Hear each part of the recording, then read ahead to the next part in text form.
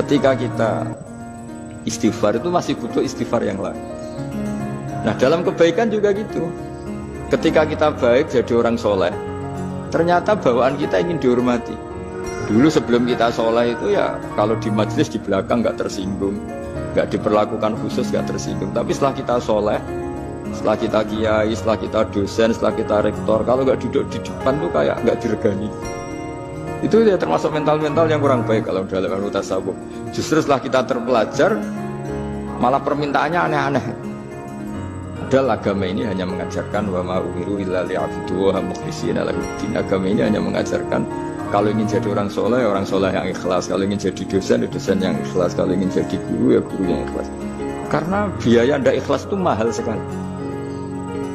Dan kalau sudah mahal sekali ini negara bisa jebol, sistem sosial bisa jebol. Orang soleh sendiri itu sebetulnya nanti masih ditanya sama Allah tadi.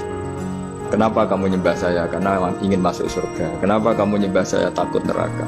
Lalu kamu tidak hormat saya, kata Allah. Ketika saya tidak bikin surga, tidak bikin neraka.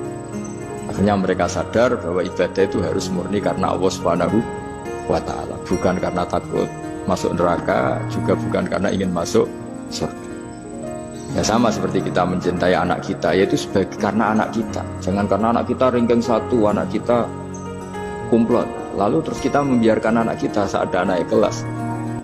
Toh tetap anak kita. Saya mencintai suami saya karena dosen penghasilannya banyak. Lalu suatu saat kalau ada masalah di PHK atau ada masalah terus tidak suami kan.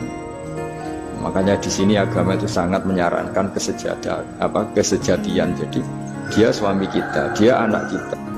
Apapun kondisinya. Nah kira-kira gitulah. Ikhlas itu kira-kira seperti itu.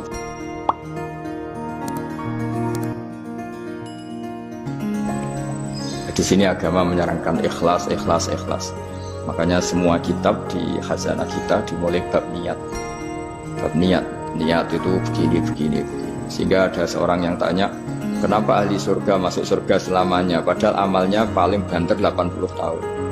Tetapi kenapa ahli neraka akhirnya masuk neraka sampai selamanya padahal kalaupun dia bejat hanya 80 tahun.